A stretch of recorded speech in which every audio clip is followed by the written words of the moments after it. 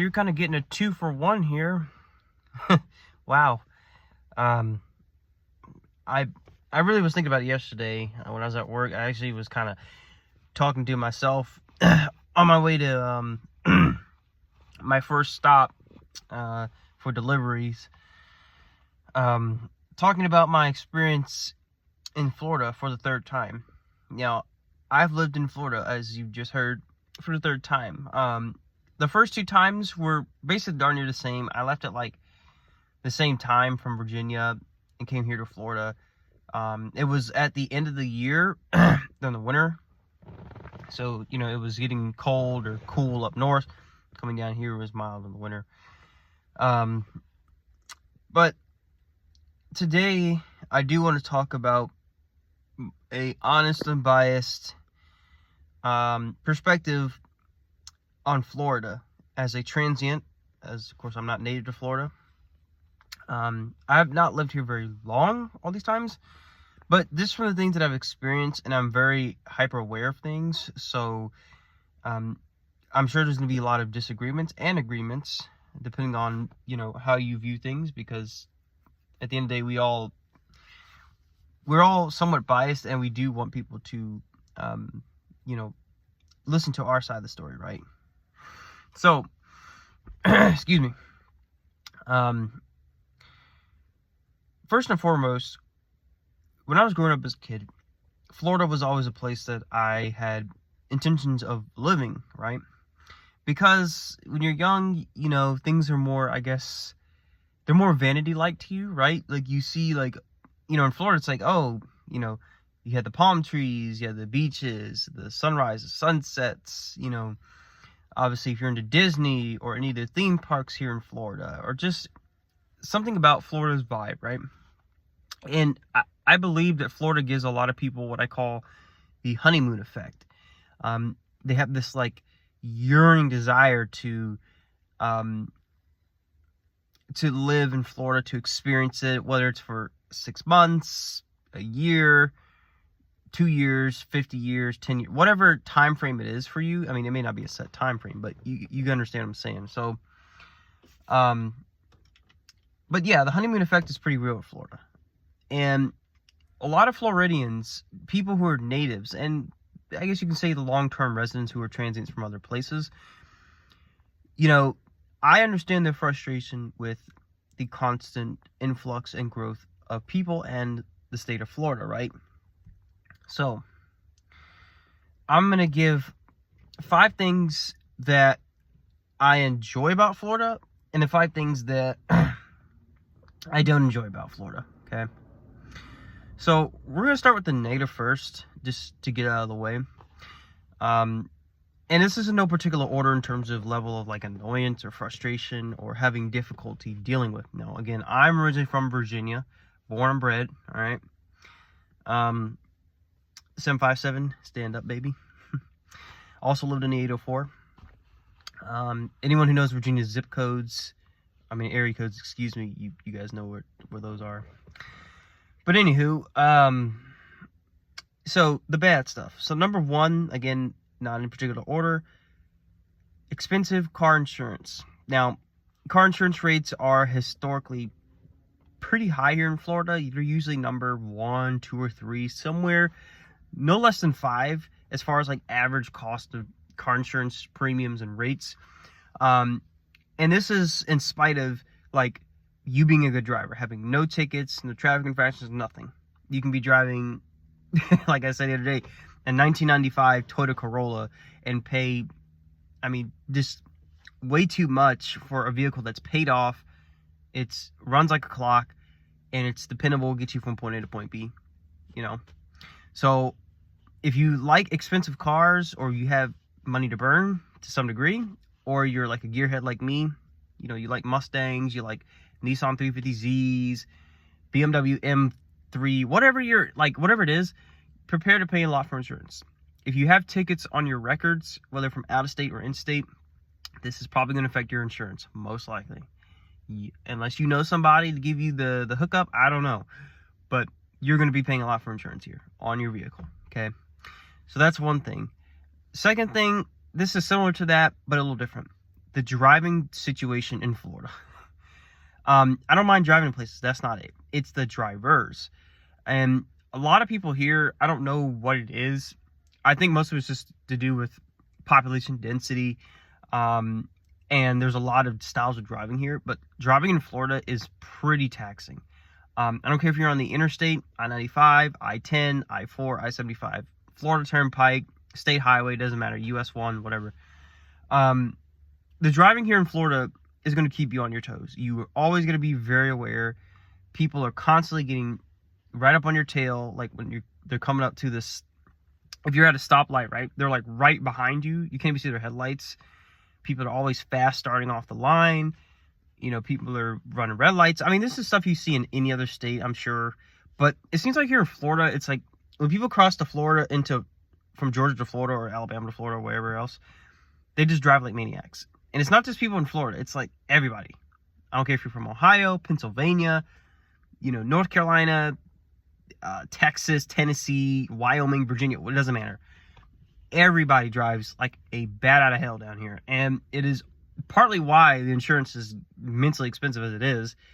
And there's probably more accidents and fatal accidents here than in most other states. And you're definitely going to notice this stuff in densely populated areas like the Miami metropolitan area, so South Florida, the Treasure Coast, Orlando, the Central Florida. I mean, all of it. So that is something to consider. If you're more of a conscious, safe driver and you've had no tickets, try to keep it that way and try to keep your temper under control, because I've lost my temper a little bit, not going to lie. I haven't gotten into road rage with nobody, but I'm being honest with you guys. Like, I'm very aware of these things, so that's why I'm telling you this stuff now. Because I like, when I'm on the interstate, like, if I'll give you an example, then I'll get off this topic. Let's just say I'm going from, I don't know, we'll say Melbourne to Port St. Lucie, okay? So if you use I-95, right, I'm in the right lane doing 70, 72, maybe 75 if I feel like it. But sometimes even that's not enough for people.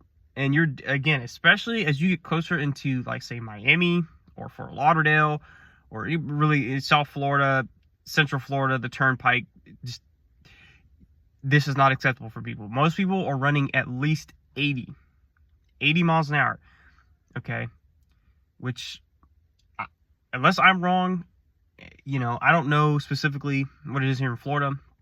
10 miles an hour speed limit is technically not reckless driving. If I'm incorrect, I'm sure I'll be corrected in the comments. But the point is that people do speed here. Again, I like performance cars. It's fun to accelerate, but when I'm on a highway or cruising, especially if I'm going a long distance, like if I have to drive like 700 miles, I mean, sure, if it was legal, okay, yeah, going 120 miles an hour, I guess, but we don't have that luxury here to do that in the United States. Okay, so not anywhere that I know of legally. So, anyways, I'm gonna get off that because I could talk about that for hours. But yeah, so car insurance rates are very high. Number one, erratic drivers. Number two, number three is relatively low paying jobs. Okay, and yeah, jobs that are a bit difficult to come by. So Florida historically has low wages, okay? And this is not anything that should be like shocking for most people, because Florida has a lot of service-based industry jobs, hospitality. There are some like other fields coming about, healthcare and whatnot, but even then, if you're moving from another state, you're probably going to take a pay cut moving here to Florida. And depending on your circumstances when you're coming here, it may or may not be good for you. For most people, I'd say they can do it, but you're going to notice you're making less money. Now, we'll talk about a pro here when we get to the pros regarding money, but even with it, it's still like the expenses here in Florida are definitely noticeable, especially if you're coming from places like, I don't know, Kentucky, West Virginia, Alabama, Mississippi, Oklahoma, what have you, right? Or even North Carolina or something like that. And that's, again, everything is relative. It's very scenario dependent on the person, but that's something you're probably going to run into. So if you have a highly developed skill, or if you're into construction, or you can get into real estate down here in Florida, I would say that's fairly lucrative. Or maybe property management, because they're always building new apartments, luxury apartments at that. Constantly building concrete block construction homes. It's just constant. So if you're in like those fields, I mean, I don't know if you'll make a lot of money, but I mean, if you have good skill sets, you're a good people person, and you can control the conversation, maybe you can make money in your industry. Healthcare, you know, again, that's fairly important here in Florida because of the demographics of the population.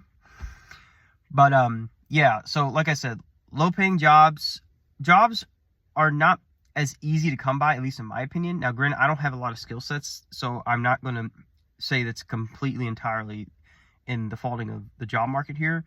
But I mean, there's a lot of people who are probably qualified to do a lot of jobs or get in certain career fields.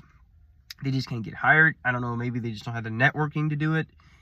But I would definitely make sure before you move to Florida, I don't care what metro it is or part of Florida, make sure that you have a solid paying position, you know, career job before making the move to Florida, and make sure it will make sense with your bottom line. Okay, so that's 3. 4.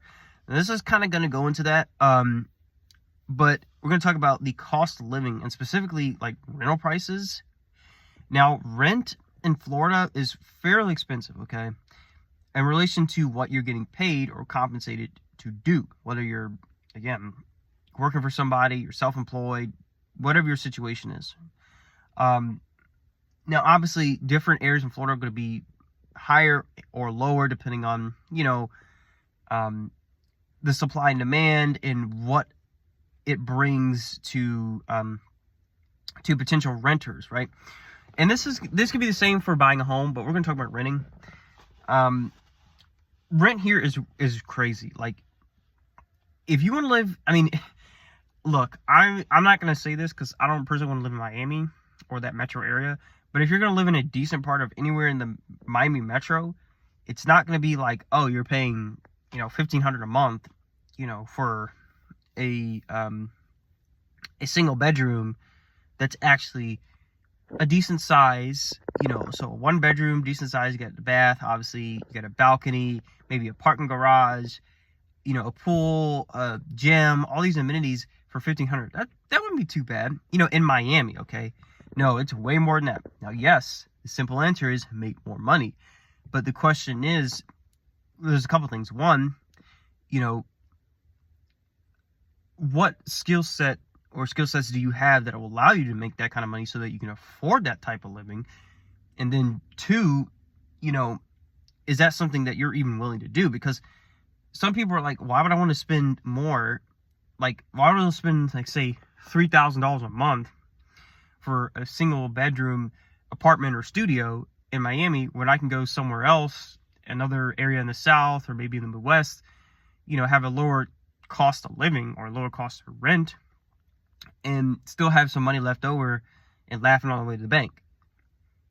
I mean, especially if you work remote, if you don't have to be in Miami or in the state of Florida, or whatever your situation is, that's going to be really good for you. Okay, so if your job or your skill set or skill sets allows you to be not in a very expensive high income area, I'm not saying settle, but I'm just saying, like, if you don't feel that it's justified to pay $3,000 a month, $2,800 a month, you know, whatever the price is, versus saying paying like $1,300, $1,500, $1,100, $900, you know, it's like, why would you? Maybe you want to put that money somewhere else. Maybe it goes back into your business. Maybe it goes into some leisurely shopping. I don't know. Everybody's situation is different. That's what I'm saying. So, I mean, at the end of the day, the rents here are fairly expensive in most metro areas, and some of them are hard to come by, because there are going to be people who are making solid incomes coming here to Florida, from out of state or even out of the country. All right, so I would definitely do your research on that and visit the area that you intend to live in Florida. because a lot of the metros in Florida are big. They're always growing. And it's just one giant megalopolis, right? Okay, so that is 4. Now 5. This one I had to really think about, and I wasn't sure if I was going to put it on here, but I'm just going to be kind of pragmatic with it. Okay, so hurricanes, or just weather in general. Now, right now we're in the month of January. We're in Florida's dry season, so it's usually a lot more mild here. Temperatures aren't too bad. They're usually not too high. The humidity is much lower. And it is a bit chilly because we had a cold front come through. So, I think highs are only going to get up until like the 60s today, like low 60s, or something like that. I don't know. But anyways, this is a good time of year to be in Florida during the winter when the weather is more favorable for people to be outside, or rather, there's less chance of rain, so you don't have to cancel your plans outside when it rains. But anyways, the hurricane aspect is interesting because it's not just the hurricane you actually have to worry about. It's before it and after it, and the cost that comes with it, right? The mental cost, the actual financial cost that could occur. So, because hurricanes obviously do affect Florida and basically much of the rest of the eastern seaboard, and then also the Gulf, this is something you should really consider before making a move here. Whether you're buying a home, you're renting, or living with, friends, family, whatever it is. So, hurricane season is a couple months long, okay? Historically, most of the hurricanes that affect Florida and the Atlantic Basin are usually going to affect Florida around, I'd say late August into September, early October, right? Now, every hurricane is different. And every hurricane is not going to affect the city or area that you live in, specifically in Florida. But it might have some effect, okay? One effect can be power outages. Obviously, with that, when you lose power, you don't have a generator or one of those Generacs or something like that that can power everything in your home. This could cause food to spoil.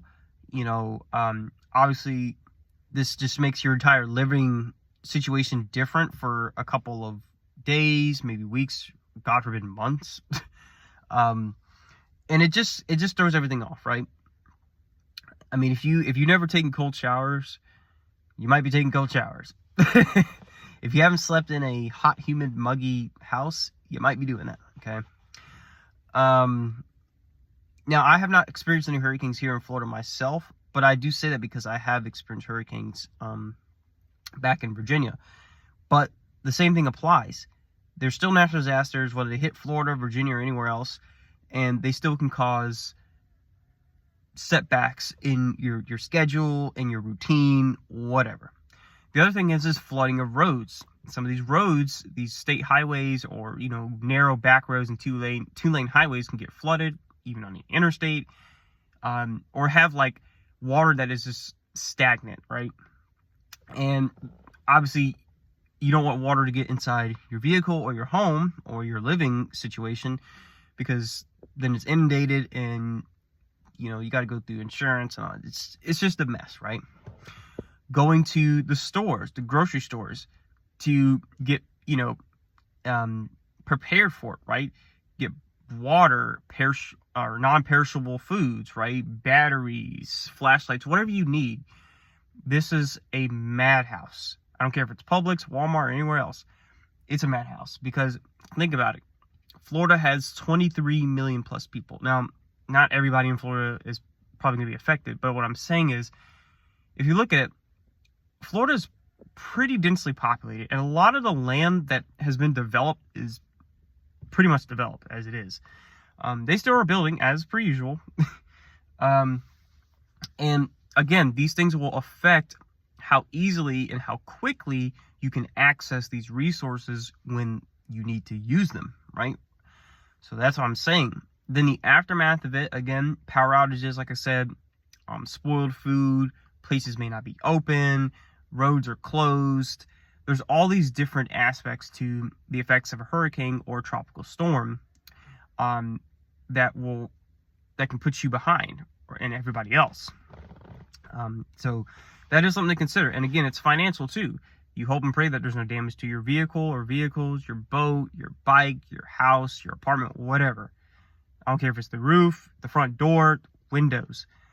Yes, you can get like the shutters and the high impact glass and all this other stuff, and that helps. But all it takes is one good storm, right? And I'm not saying this to fearmonger anyone, because at the end of the day, natural disasters can happen anywhere to anyone, doesn't matter. But I will tell you this: if you move from a state that doesn't really get hit with a lot of disasters, whether meteorological or geological, and hurricanes and flooding, you're probably gonna, you would want to really think about that. Okay. So yeah, those are the 5. This is a long video, 20 minutes. Because I'm rambling on, but it's okay. So those are the 5 negatives. Now the positives, okay? Because again, I'm being unbiased. I'm just telling you how I see it and how I experience it, okay? So in no order, no state income tax. Number 1, no state income tax. Now, automatically off the bat, this helps pretty much anybody out, because now you're not having to pay an income tax to the state that you live in, when most states do levy an income tax. This is always good, right?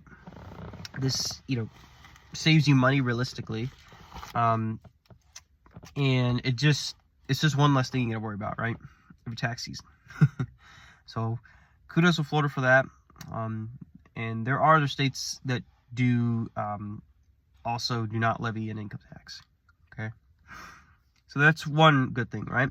Number 2, this one might be controversial for some people, but I would say it's very diverse here. So Florida has a large pool of people that are from any and everywhere, okay? Whether they're Dominican, whether they're Puerto Rican, Haitian, Canadian, they're from Kentucky, they're from Texas, they're from, Oklahoma, Hawaii, Maine, Cuba, they're from Germany, Ukraine. Literally, Florida is a melting pot within itself. So if you like diversity and feeling like you're a part of like a melting pot, Florida is definitely a state that is high on that list. Lots of people who are foreign born have moved here to Florida from other parts of the world, whether it be Latin America, Central America, the Caribbean, what have you, right?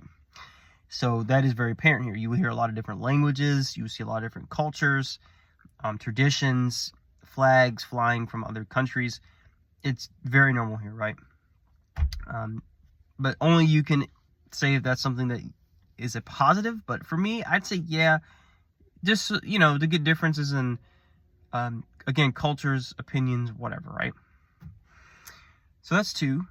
3, this one kind of goes into that, but it's going to be the food scene. So the food scene in Florida is pretty solid.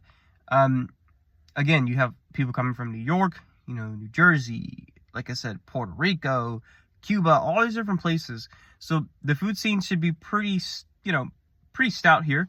And it is, especially in places like Orlando and, South Florida and what have you. Again, Southern food here in Florida, there are some places, especially more in North Florida and parts of Central, but I haven't really seen much here in South Florida. As far as like down home Southern cooking, like you find in Georgia or Alabama or Tennessee, something like that. But yeah, food scene here is great. I mean, if you love food, which I don't know who doesn't, I think you're gonna feel like you're in a good place. So that's 3. Number 4, this one is an easy gimme, right? Mild winters. Now, yes, I'm gonna say as a disclaimer, like today, it's chilly today. Florida still gets hit by cold fronts, and when they come through, the temperatures definitely drop, and usually it's a lot more chilly, and you definitely notice it. So, but yeah, it's like, I mean, if you don't like extremely long cold winters or a lot of snow, then Florida's a good place to live. Now, Florida's not the only state in the union that gets quote-unquote mild winters, but Florida has typically the most mild in the contiguous U.S. So there's that for you, especially if you're in Central and South Florida, right? Or the Keys. And right now we're in our dry season, which is nice. So the weather's usually pretty temperate here. And actually, I'll give a bonus for the negative list, and then I guess a bonus for this one. So we did mild winters, diversity in food, diversity with people, no income taxes for it. Now 5. 5. Okay, so the last one.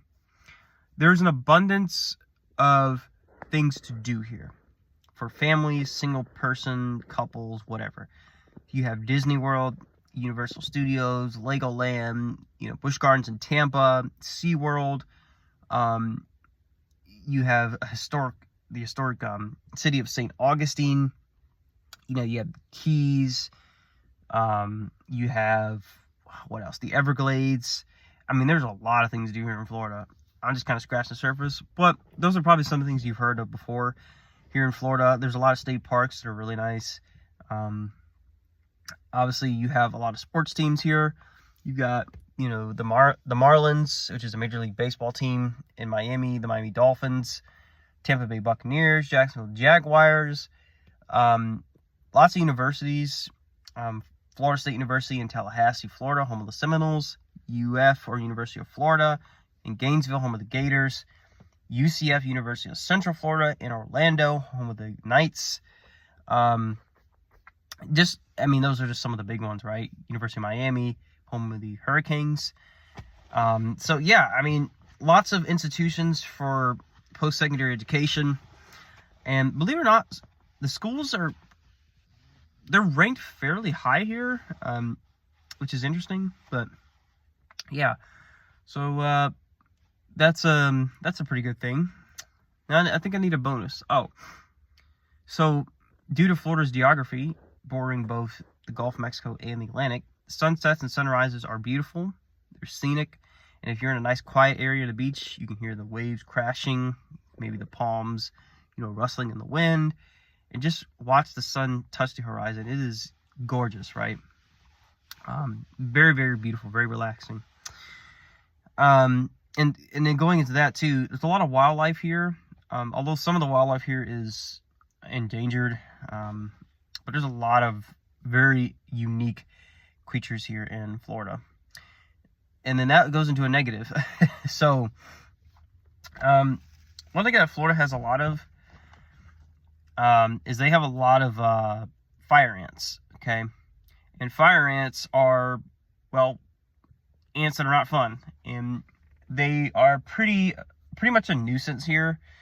And they are just one of those things that, like, when you move here, I would imagine they're all throughout Florida, but especially here in southern Florida and central Florida, they can be annoying and a nuisance. They hurt when I believe they bite you or sting you, one of the two. But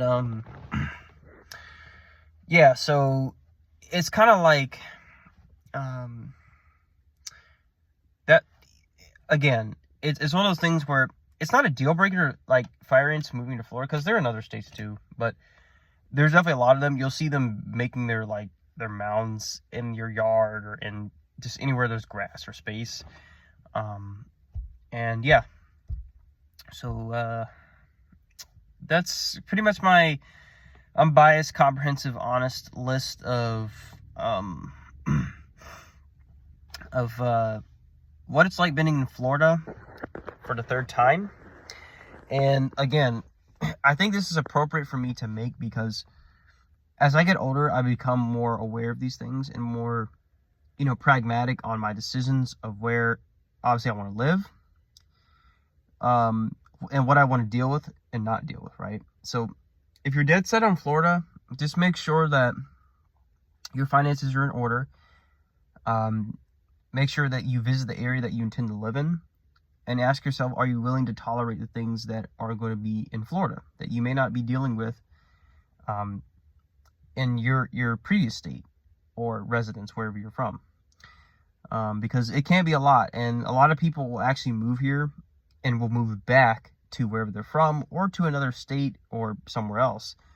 You know, everybody's, again, situation is different finances, different family dynamics, job, whatever, right? So just make sure that this is really where you want to be. And if you end up being here for 6 months, a year, or whatever the time frame is, and you don't like it, then, you know, obviously if you have the means to do it, it's good to move out and recoup. And you know, like I've always heard it said to me before, and a wise man once said it like this: some places are better to visit rather than to live. And that can be anywhere, right? You know, it doesn't have to be just Florida. It can be Texas, you know, it can be Idaho, New York, whatever. But ultimately it's up to you and what you feel is best for your situation. So after a long video, because I don't think anyone's going to watch this whole thing, to be honest. There's no special effects or no, like, you know, transitions. I'm doing this on an iPhone. I'm probably using a lot of space. But anywho, y'all enjoy. Be blessed. This is the second video. And I might take that one down depending on how it does. I don't know. But this one should be fairly decent. But yeah, Lone One